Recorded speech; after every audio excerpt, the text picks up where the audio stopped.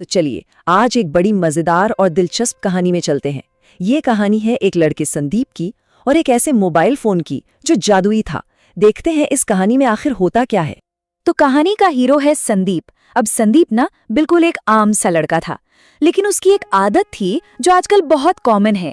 वो हर वक्त अपने मोबाइल में ही घुसा रहता था। मतलब दुनिया में क्या हो रहा है उसे कोई लेना देना नहीं, बस फोन ही उसकी पूरी दुनिया थी। तो होता क्या है, एक दिन संदीप ऐसे ही बाजार में घूम रहा था। तभी उसकी नजर एक पुरानी सी दुकान पे पड़ी जहां एक बहुत ही अजीब पुराना सा मोबाइल रखा हुआ था। पता नहीं क्यों उसे वो फोन बड़ा अच्छा लगा और उसने झट से उसे खरीद लिया। जैसे ही संदीप ने फोन खरीदा, दुकानदार ने उसे एक बड़ी अजीब सी चेतावनी दी। उसने बहुत ही सीरियस होकर कहा, बेटा ये मोबाइल जादुई है, जरा संभल के इस्तेमाल करना। पर संदीप तो ठहरा आज की पीढ़ी का लड़का। उसने दुकानदार की बात सुनी और हंस दिया। बोला, अरे अंकल, आज के जमाने में ये जादू वादू कुछ नहीं होता। उसे लगा कि दुकानदार बस मजाक कर रहा है। अब घर पहुंचकर संदीप से रहा नहीं गया। उसने जैसे ही वो पुराना मोबाइल ऑन किया ना, उसकी स्क्रीन पर एक मैसेज चमका और उस एक मैसेज ने संदीप की दुनिया ही हिला दी। उस पर साफ साफ लिखा था, जो सोचोगे वही होगा। संदीप को तो अभी भी यकीन नहीं हो रहा था। उसे लगा ये कोई गेम है या कोई प्रैंक चल रहा है।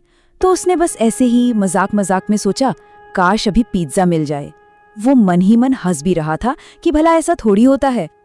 और फिर अरे बाप रे, जो हुआ उसने संदीप के होश ही उड़ा दिए।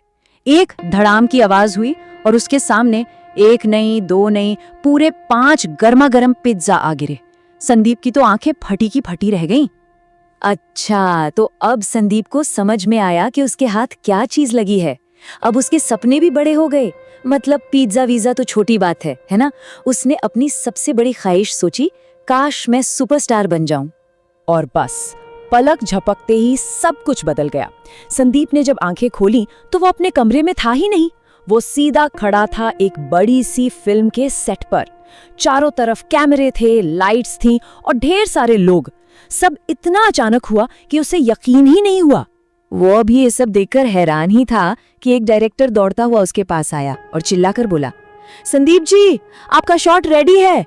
सोचिए जरा, जो लड़का कल तक गुमनाम था, आज उसे लोग जी लगाकर बुला रहे थे। अब भाई संदीप को मजा तो आ रहा था, पर वो असली वाली पूरी सुपरस्टार वाली फीलिंग चाहता था। सेट पे तो चलो सब पहचान रहे थे, पर वो चाहता था कि दुनिया का हर इंसान उसे पहचाने। तो उसने अपनी अगली ख्वाहिश सोची, काश सब लोग मुझे पहचाने। और बस कहना था कि ख्वाहिश पूरी हो गई। अब वो जहां भी जाता लोगों की भीड़ उसे घेर लेती। हर तरफ से बस यही आवाजें, अरे सेल्फी, एक ऑटोग्राफ प्लीज। लोग उसके पीछे भाग रहे थे। आप देखिए, शुरू में तो ये सब बड़ा अच्छा लगा, किसे पसंद नहीं है फेम। पर बहुत जल्द ये सपना एक बुरे सपने में बदलने लगा। वो न ठीक से खाना खा पाता था, न ही एक पल के लिए उसे आराम मिलता था। ये 2400 घंटे की शोहरत उसे परेशान करने लगी थी। मतलब उसकी जो ख्वाहिश थी और जो हकीकत थी, उसमें जमीन आसमान का फर्क आ गया था। एक तरफ था सुपरस्टार लाइफ का चमकीला सपना और दूसरी तरफ थी एक ऐसी हकीकत जिसमें एक पल की भी शांति नहीं थी। जो चीज दूर से इतनी अच्छी लग रही थी, पास आने पर कांटों का ताज निकली। आखिरकार संदीप पूरी तरह घबरा गया। वो तंग आ चुका था। उसने परेशान होकर अपना जादुई मोबाइल उठाया और अपनी आखिरी सबसे जरूरी ख्वाहिश मांगी। उसने एकदम दिल से कहा, काश मैं फिर से अपनी पुरानी जिंदगी में वापस चला जाऊं। और फटाक एक झटके में सब गायब। वो शोर, वो भीड़, वो कैमरे, सब कुछ हवा हो गया। संदीप ने जब आंखें खोली तो वो अपने उसी पुराने शांत कमरे में अकेला बैठा था। उसकी वही सिंपल सी जिंदगी वापस आ गई थी। इस पूरे तमाशे के बाद संदीप को एक बहुत बड़ी, मतलब बहुत गहरी बात समझ में आई। उसने वो जादुई मोबाइल उठाया और उसे हमेशा के लिए अपनी अलमारी में बंद कर दिया और खुद से बोला, भाई असली खुशी तो सिंपल लाइफ में ही है। तो इस कहानी से हमें सीखने को क्या मिलता है? 2 बहुत जरूरी बातें। पहली कि ज्यादा लालच और शॉर्टकट का रास्ता ना हमेशा परेशानी में ही डालता है। और दूसरी कि जो असली खुशी है, जो सुकून है, वो कहीं बाहर नहीं, हमारी अपनी साधारण सी जिंदगी में ही छिपा होता है।